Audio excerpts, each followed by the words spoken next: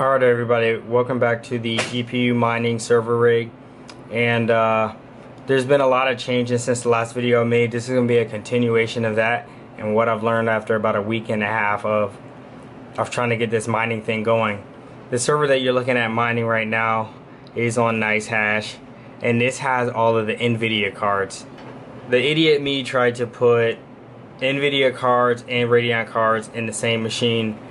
It works, but it doesn't. Don't try it. Don't waste your time. Alright, so this is the newest machine. This machine, as you saw before here, remember I told you the bottom one was the internet and the top one here was an unraid server, which basically like a shared drive system for the house. And it also was great at doing virtual machines. So for a while I had it up and running, and it was doing both unraid and doing a virtual machine mining with 2 cards, but I couldn't get more than 2 cards to work in the VM, so I decided to scrap it. The unraid was not as useful as it used to be when I was running a lot of virtual machines. Now this computer just runs all my virtual machines, and then I just put all the files that was on the unraid server, I took them out and put it in this baby. So now this server is mining away, being this computer you saw just a second ago. So it's mining away on that one. So here it is, 4 NVIDIA cards in the Rosewill's server case, mining away.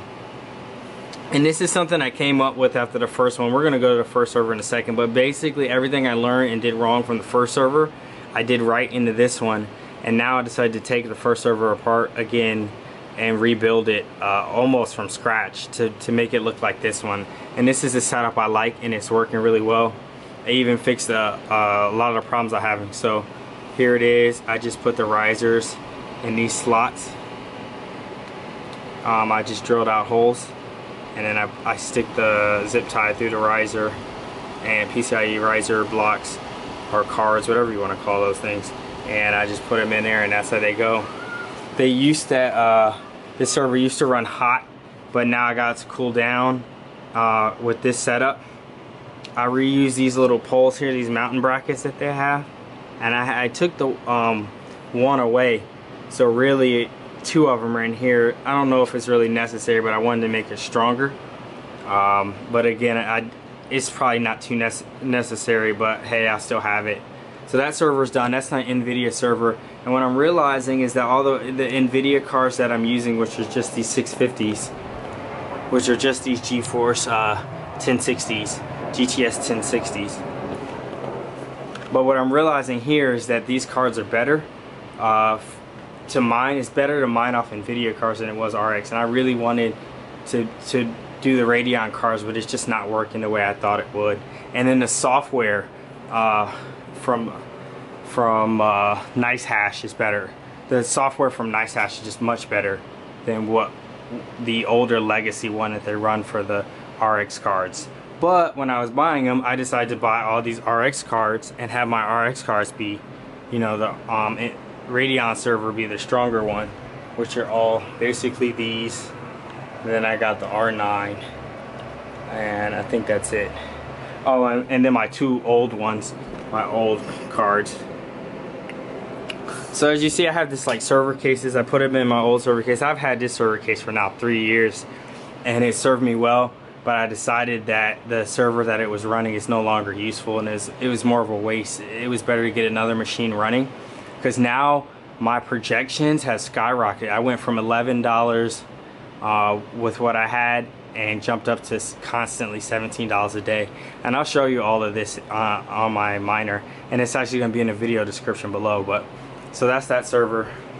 So let's go to this one. This is the one you saw before from the video, and I had this in the front. I had this in the front here, but it was in the inside. And first thing I learned, fans are absolute shit. Get rid of them. Buy real fans. The bracket you'll need, so keep that.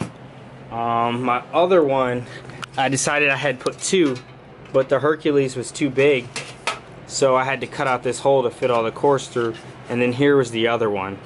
This one we're no longer gonna need anymore because I'm gonna make it just like the other one. So this one is garbage. We're throwing that away.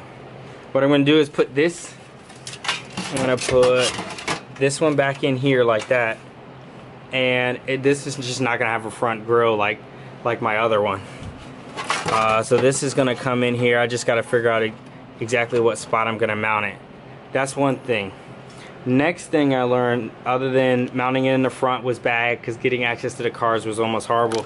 As you see right here, I got all the access that I need to whatever card I want. And I can see everything. I like it that way. You may not, but I like it. The next thing is, so I'm going to do the same thing in here. And these are the holes that keep it on there. Each of these holes, I just drilled them out as I showed you before with the same technique. Start with one of these. Start with one of those and finish with one of these. There you go. This is one that's put in. There it is. It's just in there. It doesn't move. And then the bracket that I use kept the cars stable so the cars wouldn't move. But I'm not going to have that in this one, so I'm going to either get a new bracket or figure something out.